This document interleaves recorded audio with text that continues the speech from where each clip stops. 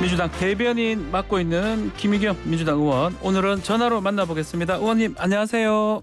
네, 안녕하세요. 새해 복 많이 받으십시오, 의원님. 네, 복 많이 받으십시오. 의원님 토끼띠라면서요. 아, 네. 맞습니까? 우리 박 변호사님도 토끼띠입니다. 토끼신가요? 아, 저도 토끼띠입니다. 예. 아, 네. 어떻게 하셨죠? 띠동갑이시네요. 예. 동갑은 아닙니다. 예, 동갑은 아닌데. 띠동갑이요, 띠동갑. 예, 띠동갑이 될 것 같습니다. 예. 네, 우리 올 한 해도 토끼처럼 깡총깡총 예. 열심히 뛰어봅시다. 예, 알겠습니다. 자, 김의겸 의원님은 지금 뭐 대변인 하고 있지만 예전에 기자도 했고 청와대에서도 대변인 또 하셨지 않습니까?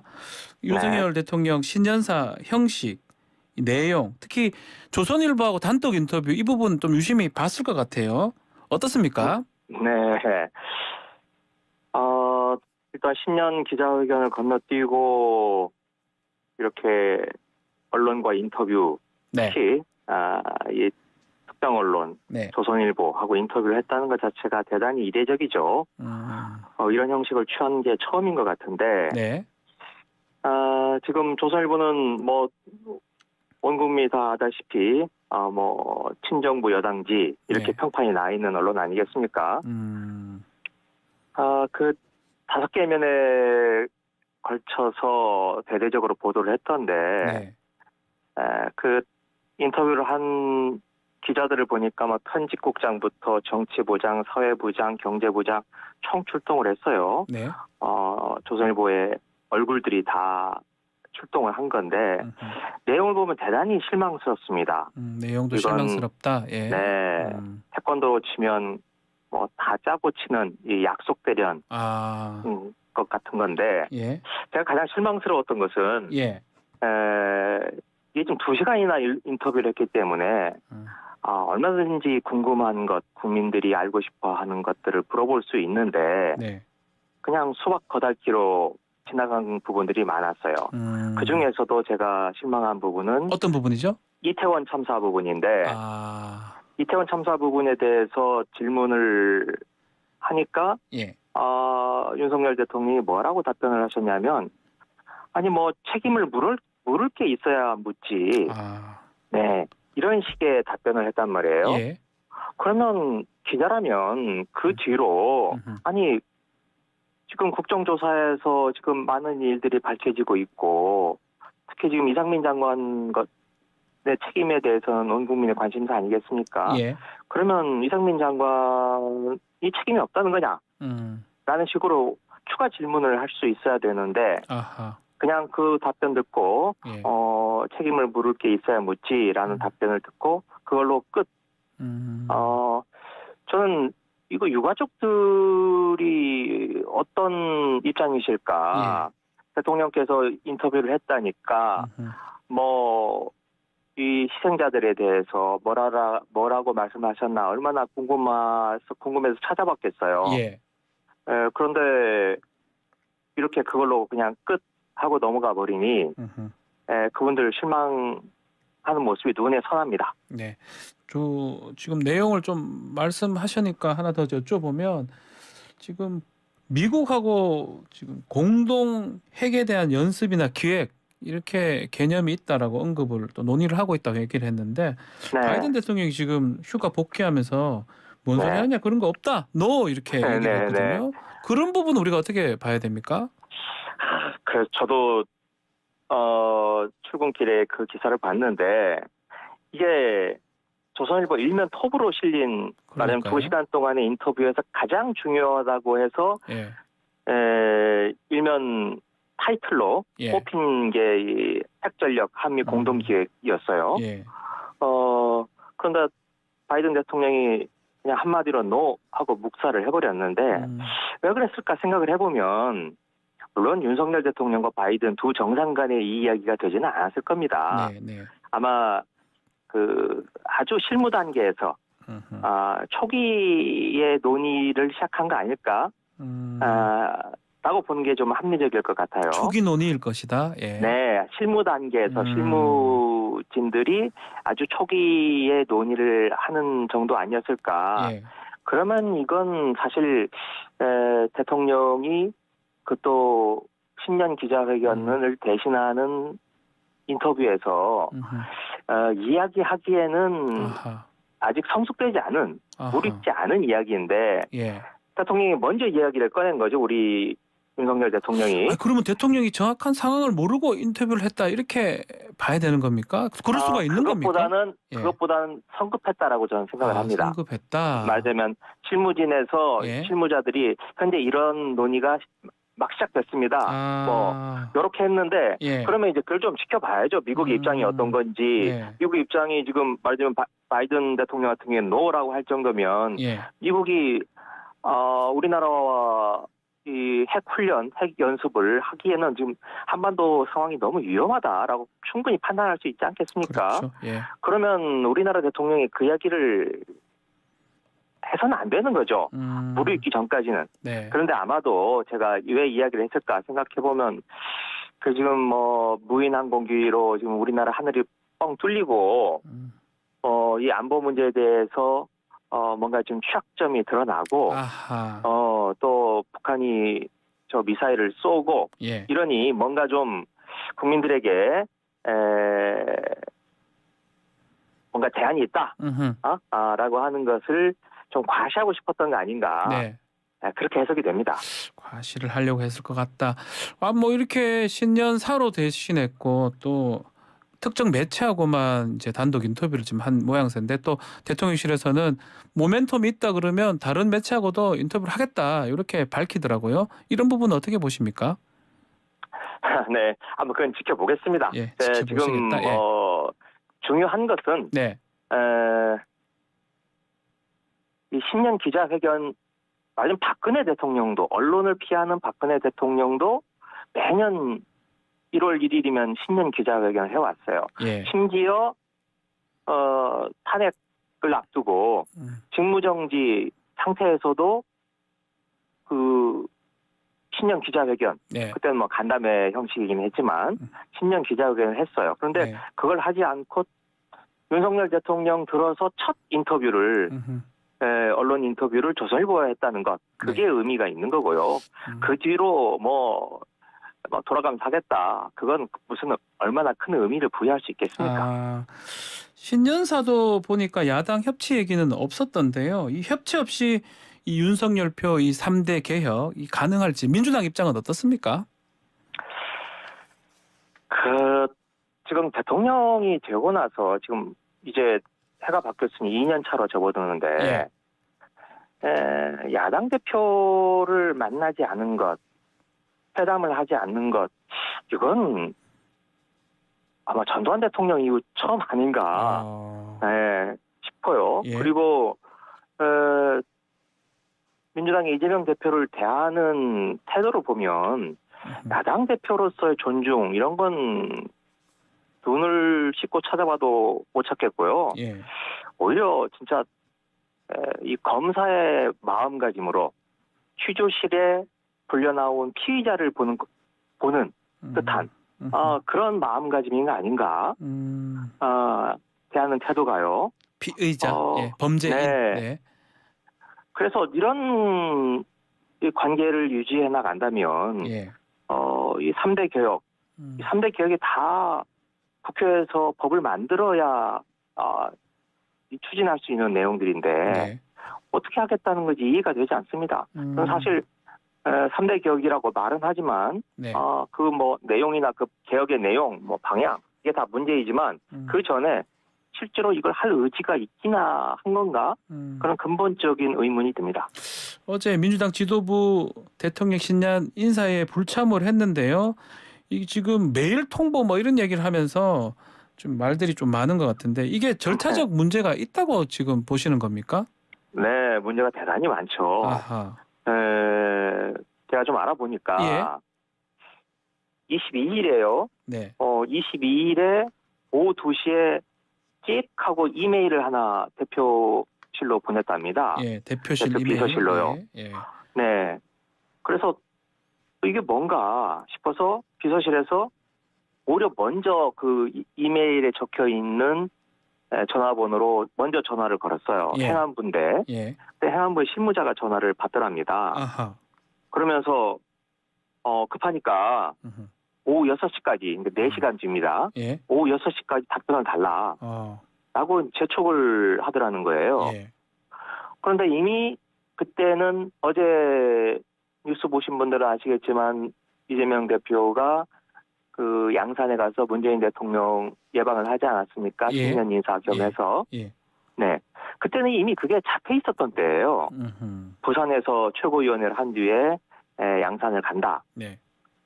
그러니 뭐 아무리 중요한 일이라도 이미 선약이 잡혀 있기 때문에 가기가 어려운 상황이죠. 네. 그래서 사정이 여차저차해서 지금 못 간다라고 네. 이제 통보를 한 건데 네. 이걸 가지고 뭐 또 여당 대변인이 뭐 여러 가지 험한 말들을 했던데요. 일단 이렇게 하는 것 자체가 예. 말하자면 지금 대통령실에서 야당 대표를 초청하는데 이렇게 이메일 하나 찍 보내고 그리고 4시간 전에 보내면서 빨리 답변을 해달라 라고 하는 것 자체가 이건 예의나 무슨 관례를 따지기 이전에 기본적인 도리가 아닌 거죠. 통상은 어떻게 야당 지도부 초청할 때 어떤 절차를 거치는 겁니까? 대개는 네. 그 지금으로 용산으로 치면 용산 대통령 집무실에 정무수석이 있지 않습니까? 정무수석이 예. 네. 예. 정무수석이 제대로 된 초청장을 가지고 네. 야당 당사나 이 당 대표실로 찾아와서 예방을 해서 한다. 건네면서 예. 참석을 해달라고 요청을 하는 게 통상적인 관례죠. 그럼 이정미 대표한테는 어떻게 했을까요? 이정미 대표는 지금 갔더라고요. 글쎄요, 뭐 제가 정의당 사정까지는 예. 잘 모르겠습니다만은 이정미 대표께서는 아마 언론을 보니까 그 난소공을 들고 가서 책을 가져갔더라고요. 대통령에게 그 약한 자들에 대한 배려를 간곡하게 또 따끔하게 얘기를 하셨던데 그렇게 좀 전달하고 싶은 꼭 하고 싶은 얘기가 있으셨던 것 같습니다.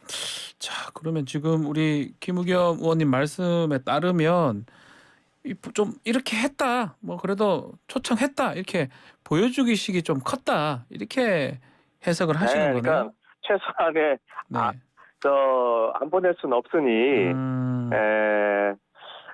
뭐 이런 뭐 올 테면 오고 말라면 말아라 이런 태도 아니었을까요? 그러니 이건 뭐 제가 정무수석까지는 바라지 않습니다만은 용산 대통령실에서 그래도 책임 있는 분이 요청을 해야 되는 건데 그야말로 실무를 담당하는 행안부에서 냈다는 거네요. 네, 행안부랍니다. 행안부에 실무자가 이메일을 보냈다는 거고 이메일을 보냈고 그리고 전화를 먼저 한 것도 아니고 그냥 이메일만 턱 오니까 이거 뭐지 싶어서 대표실에 있는 우리 당직자가 먼저 궁금해서 이제 거기에 적혀 있는 전화번호로 전화를 했더니 이제 행안부의 실무자가 받으면서 받더라는 거죠. 그러면 이게 공문 형식으로 왔던가요? 아니면 그냥 연락 좀 달라는 식으로 4시간 이후에 이렇게 왔던가요? 네, 이메일로 공문을 이메일로 보낸 거죠. 공문을 이메일로 보냈고 시간 정해서 마음에 걸렸던가 봐요. 이제 못 간다라고 하고 그러니까 행안부에서도 뭔가 좀 결례인 것 같고 마음이 안 좋았는지 못 간다라고 얘기를 하니까 사흘 뒤인 26일에 26일에 그 행안부 이번에도 행안부 직원이 이제 초청장을 들고 그 이후에는 당으로 다시 찾아왔다랍니다. 알겠습니다. 자, 1월 임시국회 지금 얘기가 좀 되고 있는데 지금 국민의힘에서는 이재명 대표 또 노웅래 의원 방탄 아니냐 이렇게 보고 있더라고요. 어떻게 보십니까? 일단 지금 제일 시급한 게 지금 이태원 참사 국정조사죠. 지금 한 40일 이상 하도록 되어 있었는데 예산 처리가 늦어지면서 지금 제대로 조사를 지금 못하고 있어요. 많은 어려움을 겪고 있습니다. 또 정부 여당이 협조를 해주지 않고 그게 지금 1월 7일에 1월 7일이니 지금 며칠 안 남았습니다. 다 됐습니다. 종료하기로 되어 있어요. 예, 1월 7일 국정조사가 종료될 수 있습니다. 네네. 그러니 이걸 최소한의 기간이라도 연장을 해서 청문회도 해야 되고 네. 뭐 이 국정조사 150명이 넘는 생태 같은 죽음을 희생을 당했는데 네. 이에 대해서 뭐 최소한의 건 해야 되지 않겠습니까? 그래서 이 국정조사 연장을 위해서라도 네. 지금 1월 국회가 있어야 되는 거고요. 네. 그리고 지금 지난해 지금 화물연대 안전운임제 문제로 굉장히 시끄럽지 않았습니까? 네. 그런데 이게 12월 31일로 일몰이 돼버렸어요. 이제 안전운임제가 없어져 버렸습니다. 네. 그래서 지금 이 안전운임제가 최소한의 안전운임제도 지금 보장받지 못하고 있으니까 예. 사실 굉장히 쫓기는 마음으로 이 화물 운전사들이 운전을 하고 있을 겁니다. 지금 고속도로에서 지금 흉기가 달리고 있는 거예요.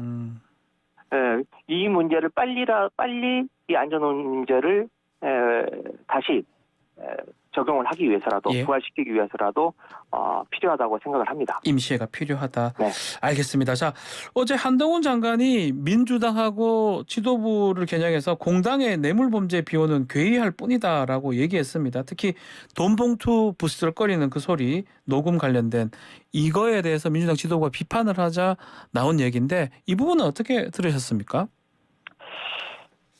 요즘 한동훈 장관 뭐 이것뿐만이 아니라 예. 매번 현안에 대해서 발언을 하고 있죠. 그러면서 저는 그걸 볼 때마다 이 뭐랄까요, 이게 한편의 연극을 보는 듯한 그런 좀 느낌이 듭니다. 연극이라고요? 네네. 그러니까 이 대한민국이라고 하는 무대를 배경으로 그 무대에서 이 연기를 하는 건데. 예. 중요한 게 그 연극에서 중요한 게 시곡 아니겠습니까? 네. 대사인데. 예. 네. 그 마이크 앞에서 항상 이 대사를 하는 걸 보면 예. 항상 준비를 해와요. 그래서 잘 훈련된 어떤 배우 같은 모습을 보이는데 근데 문제는 이제 우리 연기자들이 대사를 친다라고 얘기를 하잖아요. 대사를 표현을. 친다고요? 예. 네네. 그런데 그 대사를 칠 때 굉장히 극적인 긴장감을 고조시키는 내용과 형식을 취하고 있는 것 같습니다. 아하. 그래서 이게 언론의 스포트라이트를 받고 네. 본인이 관심을 받는 건 뭐 좋은데 이게 문제는 지금 시점에 대한민국이라는 무대에서 사실 주인공은 윤석열 대통령 아니겠습니까? 아하. 예. 네. 그런데